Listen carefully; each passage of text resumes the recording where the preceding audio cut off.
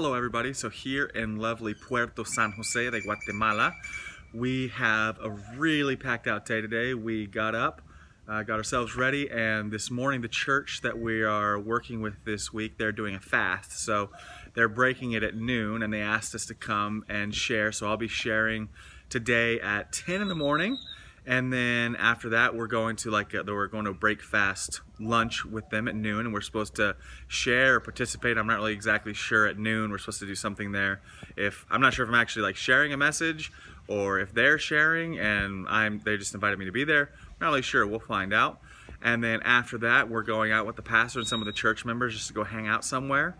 And then later this afternoon, about 5 o'clock, there's a women's church service, which my wife is going to be speaking at.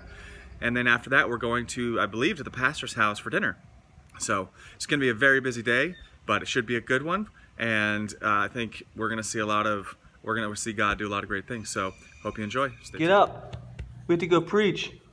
Come on. Wake up. Wake up. Wake up. You don't want to go? You don't want to go preach? No. Why not? That's what we do. We do this every day. Wake up. Hey. No. Don't you know you're supposed to get up at 3 in the morning and pray for 12 hours? Get up. Stop. But it's time to wake up. All right, well, you just stay in bed then. We're going to go preach the gospel. Todos aquí estamos trabajando por el Señor. Estamos haciendo el mejor esfuerzo para el Señor. Todos tenemos diferentes motivos y el motivo es más que todo lo que está hablando aquí en este versículo. No está hablando tanto. All right, well, we just finished the prayer and fasting service with the small group here in the church. I gotta say, I love speaking to the small core, backbone group in churches, because even though the amount of people isn't as big, but the intensity of passion and the intensity of desire that you find in those core people who are willing to come on a Wednesday morning at 10 a.m. to his service, those people are just so awesome to share with. And they're also the people that you can share really intense stories with.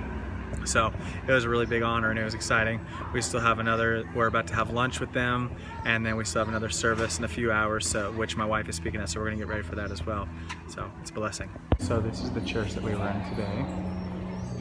They're setting up for lunch. We're having a special lunch in here. And it's right above where the family, the pastor's family, they actually run a little meat, I don't know what you call it, a meat stand where they sell chicken and stuff, and so it smells delicious up here. You can't see it on the camera, but there's lots of smoke, delicious grill smoke up here. Pero en el sentido de que nosotros representamos a Cristo aquí en la tierra y nuestra meta es ser más como Cristo. Entonces, so we were there for a thank you lunch for the church workers, and it was really cool. They asked me to share. It was kind of a last minute thing. So they asked me to share and just say thank you for all the work that you did. And so that was a really awesome thing. I was talking about how the Bible talks about in John, how if all of the things could be written about what Jesus did, aside from what's in the Gospels, John said all the books in the world couldn't contain the books that would be written. And so I talked about that, about how I believe that kind of represents the servants in the church. A lot of things that get recorded are the preaching in front of the things that are recorded in the gospel are the preachings in the multitudes and all that kind of stuff. Things that books are written about are the preachings in the multitudes with all your revivalists and evangelists and all that kind of stuff. But there was actually far more that Jesus did that we don't know about than is actually recorded. Way more that was done in secret. And so that was what I was talking about, how a lot of times the people who serve in the backgrounds, not only are they the backbone of the church, but they are the force that keeps the church alive, because a pastor without people supporting him are just, that makes him just a guy standing up front talking. And so that allows the serving people in the church, they're just as important. In the eyes of God, it's all the same. We're all serving one way or another. So, and I love that verse in John that says, it talks about that.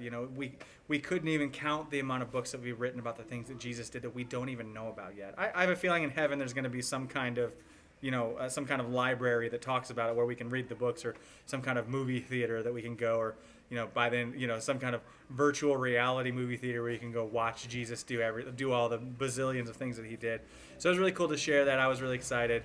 And right now we're back at the house, the place we're staying for this week. We're here just for a couple of hours, and then we're heading back out again. We have that other church service, and so we're just kind of getting some rest, getting cleaned up a little bit, getting some clothes. My wife is washing some clothes, and then from there we'll move on.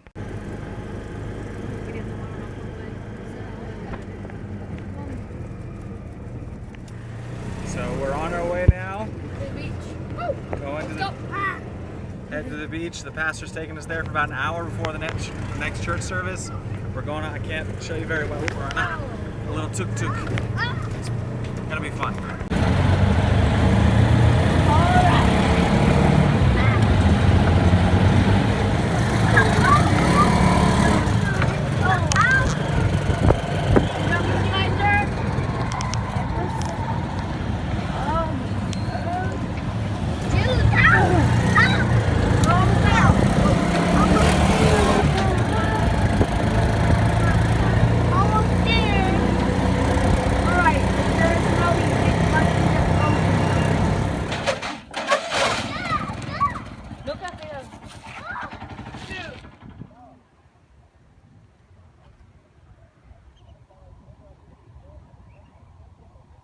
This may not quite be the beach we're going to. I'm not really sure. They just dropped us off here, and so we're just waiting.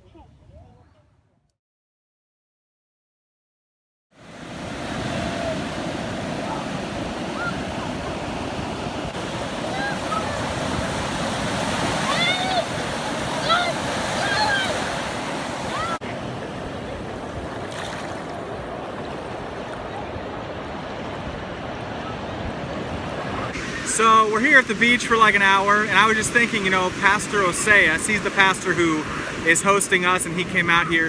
He's only 22 years old, and most kids his age this time in their lives would just be thinking about coming to the beach, especially since he lives like half a mile away from it. But instead, he's leading a church, which his father, who was the pastor, passed away suddenly about 7 months ago, and Oseas basically was left in charge of the church. And now at 22 years old, he is working constantly to try and get this church to grow and to move, and the fruit has been awesome. His church loves him and are just incredible people. And so coming out here for a day, I'm not much of a beach guy, I'm not much of a swimmer, although my kids love it, but having him out there, he's up on the beach, he actually just laid down and is just hanging out there. And it's a brief break in the craziness. It's already difficult being a pastor, but being a pastor at 22 and of an already established church that's been around. His father was here, I believe it was 17 years, and to fill those shoes is a big deal for a 22-year-old to be. So it's such an honor for me to be here and be able to be a support for even just a short time, even just coming out here and hanging out on the beach with him. So it's a blessing, and I am so excited. We're gonna enjoy it for the next hour before we head off to church again.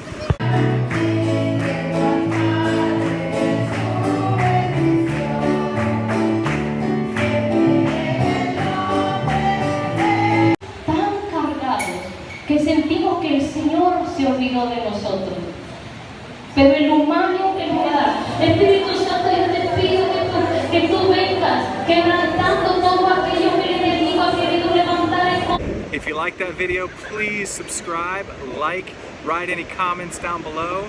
We've got a lot more adventure to come. Stay tuned for the next video.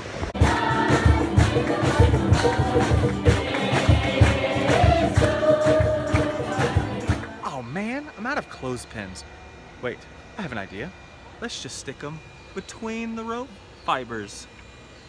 Straw fall off your juice box and you need a way to keep it on? Try a Band-Aid.